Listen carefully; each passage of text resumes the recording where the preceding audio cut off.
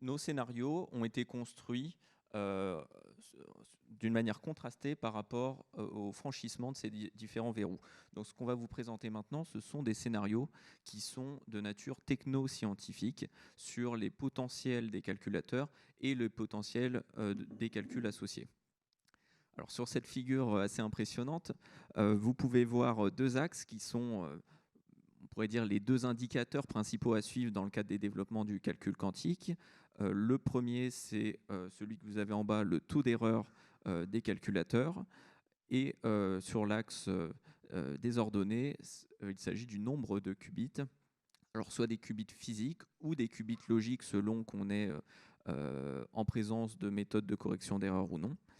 Et c'est important d'avoir en tête qu'on parle ici de qubits qui sont intricables, c'est-à-dire qui permettent d'exploiter les potentialités du calcul quantique, parce qu'autrement, si on a beaucoup de qubits, mais qu'ils ne sont pas tous intricables, on limite l'avantage procuré par le quantique.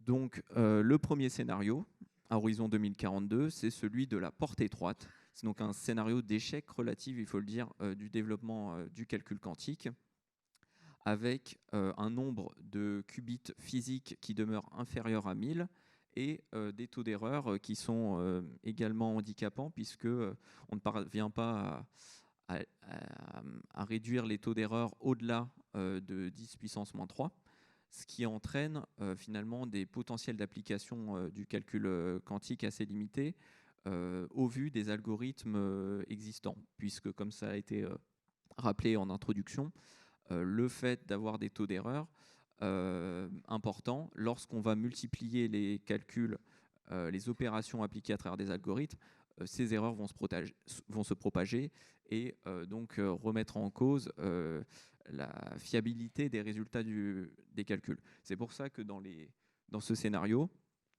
et dans le deuxième également que je vais vous présenter, on est principalement sur des calculs d'heuristiques par approximation de résultats et pas des calculs exacts.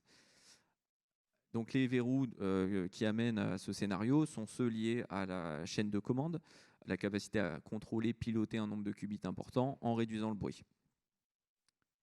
Dans le deuxième scénario, on a des progrès à horizon 2042.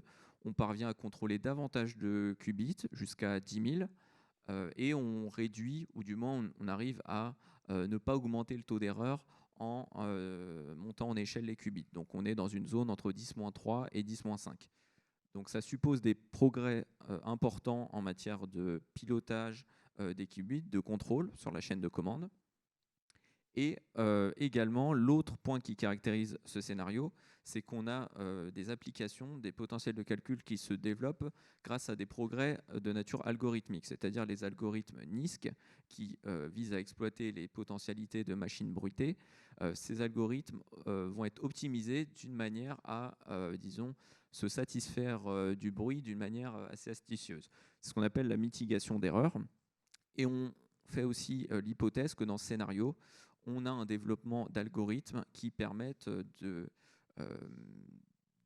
d'avoir une profondeur, ce qu'on appelle une profondeur de circuit réduite pour résoudre certains problèmes. Donc finalement, ces deux premiers scénarios sont ceux où on n'a pas de correction d'erreur, mais on parvient plus ou moins à optimiser les potentiels des machines pour développer certains types de calculs.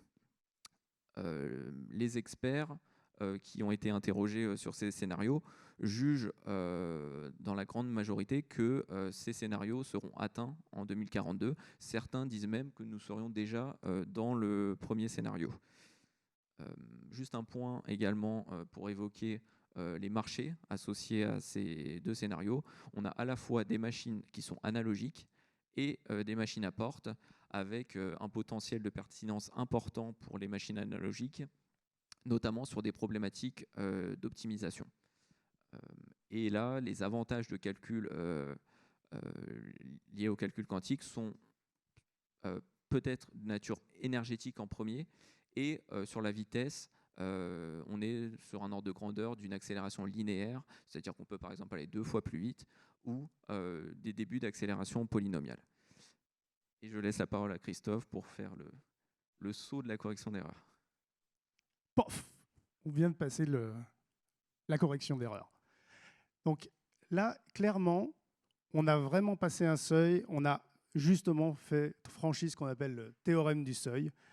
On arrive enfin à appliquer les codes correcteurs d'erreur sur un nombre de qubits. Alors, dans notre représentation ici, on a pris une référence de 1000 qubits physiques égale 1 qubit logique. C'est une indication. En fonction des technologies, ça peut avoir aussi une influence plus tard. Alors, pourquoi ce seuil ?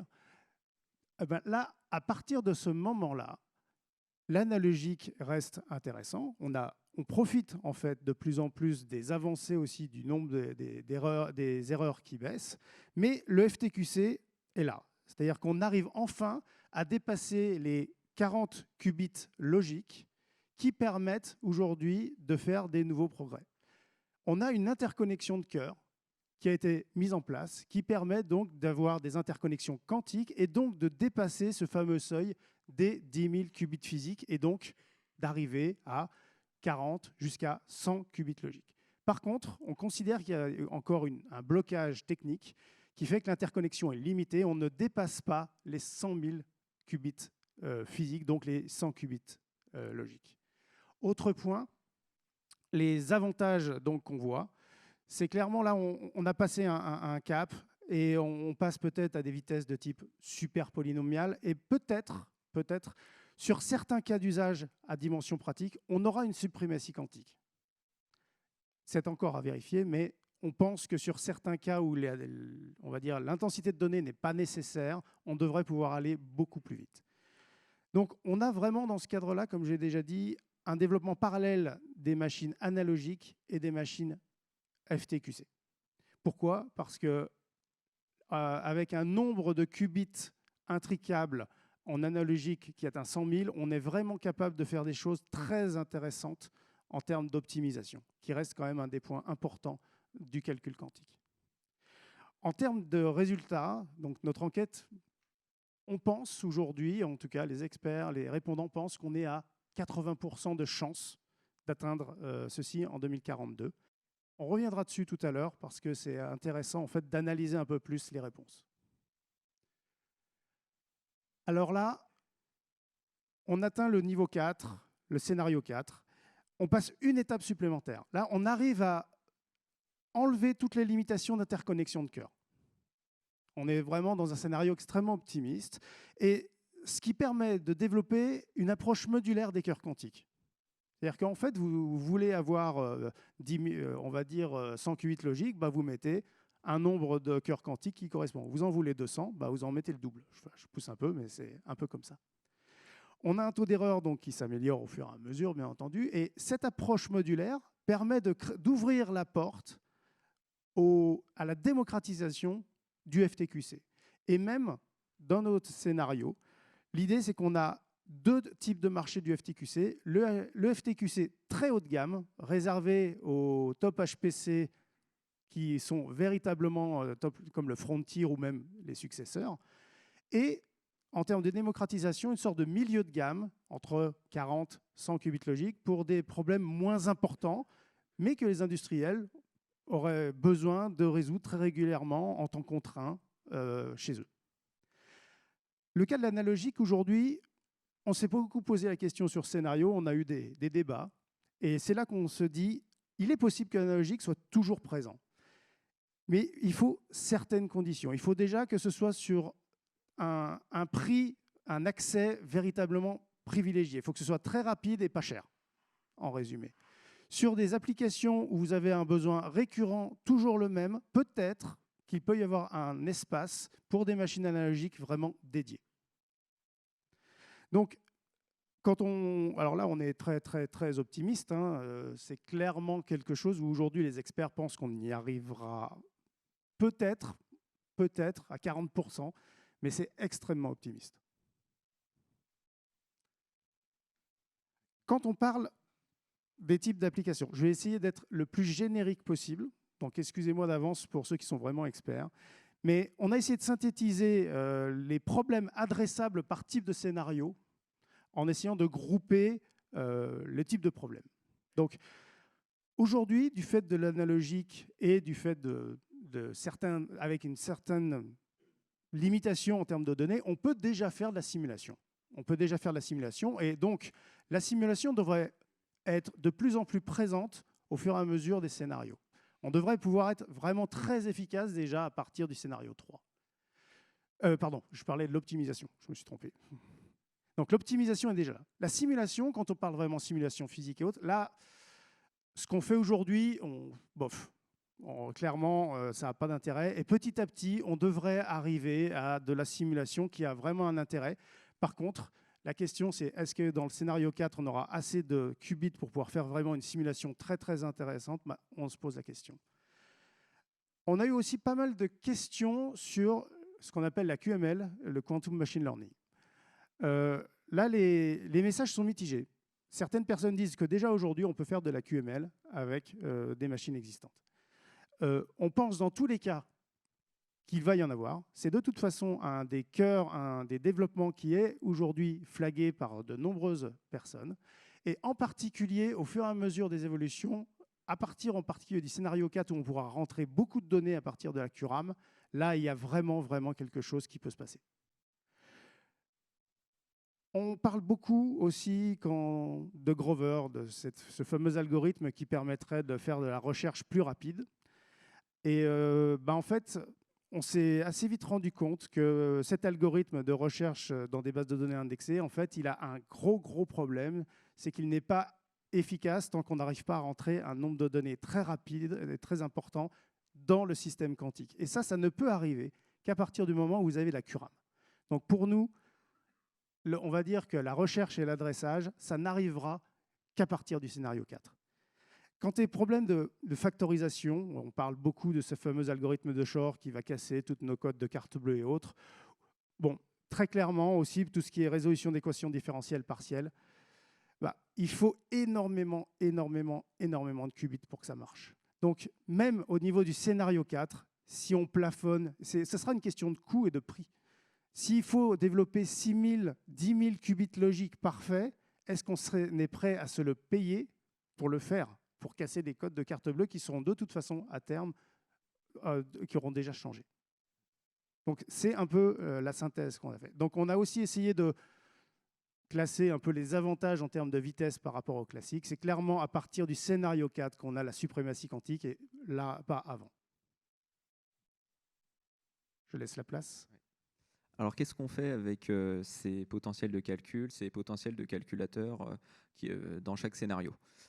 Ce tableau a été réalisé avec les partenaires industriels de l'étude et a visé à identifier des cas d'usage pour les différents secteurs industriels et à les positionner selon les potentiels de calcul présents dans les différents scénarios.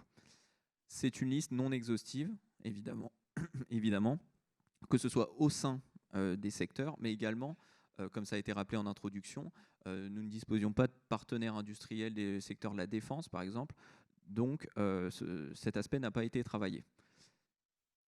Vous pouvez donc voir, au-delà du positionnement dans les 4 colonnes des scénarios, des cas d'usage, des couleurs qui correspondent aux impacts, à la criticité du développement de ces cas d'usage pour les secteurs économiques associés. Ça peut aller de l'ordre de l'amélioration en bleu des process, ou alors en rose au niveau des projets. On peut avoir des impacts sur le développement de nouveaux projets ou la remise en cause de projets. Et en jaune et en rouge, sur ce tableau, là on est sur des cas d'usage qui auraient des implications beaucoup plus fortes, qui sont de l'ordre des grands domaines d'activité, voire de la remise en cause des activités. À la grosse maille, on n'a pas le temps de rentrer dans le détail. Et puis, il faut aussi rappeler que c'est un travail de nature confidentielle. On ne peut pas vous présenter précisément les cas d'usage identifiés. On voit que dans les 2 premiers scénarios, on a déjà des cas d'usage qui commencent à apparaître, mais que par rapport au scénario où on met en place le FTQC, la correction d'erreurs, c'est beaucoup plus réduit. Et donc, plus on avance logiquement dans les potentiels de calcul, plus on peut développer de cas d'usage. Ce qui est toutefois important à noter, c'est que même dans le scénario 2, on a des cas d'usage dans les secteurs de la santé, de la finance et des assurances qui pourraient avoir des implications majeures qui sont de l'ordre de la survie pour certains secteurs d'activité. Donc voilà, gardez en tête que pour certains secteurs, ça peut être important d'être prêt tôt pour le quantique parce que des ruptures pourraient arriver assez rapidement au vu de la nature des problèmes auxquels ils font face. Alors, si on doit résumer ces scénarios, on a essayé de faire ça en quelques slides. Donc, la porte étroite, donc réduction des financements, on rentrerait dans un hiver quantique, véritablement, parce qu'en fait, on n'aura pas les promesses qu'on a survendues les années avant. Dans le scénario 2, alors là, on commence à voir des choses, mais pas de révolution, sauf peut-être, comme on disait, sur la finance et la santé. Et on pense que ça va entraîner donc de la concentration entre les acteurs. Le scénario 3, c'est là que ça commence à être intéressant. Les grands groupes vont commencer à l'utiliser. Il peut y avoir une concentration encore plus significative parce que le premier qui va réussir à faire un FTQC va être peut-être le winner qui va récupérer en fait tous les financements et donc va sans doute agréger tout le reste. Donc cette consolidation des acteurs, elle peut être extrêmement forte, voire même très très significative. Donc c'est là qu'il faut penser par rapport à notre, on va dire, à notre fibre nationale, comment faire pour être sûr que ce soit plutôt un Français. Le saut quantique, là, on est véritablement dans le cas où on a une réduction. Le quantique, ça réduit le problème du digital en termes de consommation. On arrive à faire des choses beaucoup plus vite avec du quantique. Donc, on devra consommer moins. La gamme de machines, elle devient beaucoup plus variée avec cet aspect modulaire. On passe des machines très, entre guillemets, accessibles pour les industriels à des machines extrêmement performantes réservées à une élite de HPC, on en parlera de 50 maximum, par exemple. C'est à partir aussi de ce moment-là qu'il y a des risques qui apparaissent. Parce qu'à partir de plus de 100 qubits logiques aux 1000 qubits logiques, eh ben on commence à taper sur des choses en termes de confidentialité, de cryptographie qui commencent à être un peu sensibles. Donc il faut faire très attention à ça. L'impact social, donc grâce avec tous ces cas d'usage qui vont être ouverts, va être majeur à partir du scénario 4. Juste pour rajouter un point sur la question de l'impact social du quantique, il doit être envisagé à l'aune de son hybridation, ses interactions avec d'autres technologies comme l'intelligence artificielle, le HPC, puisqu'on a vu que le quantique n'est pas seul. Et donc, c'est finalement les potentielles applications qui seraient au croisement de ces technologies qui pourraient créer de la méfiance sociale, des peurs liées au contrôle social, par exemple. Donc, ce n'est pas le quantique en tant que tel, vraiment, qui serait un objet de méfiance.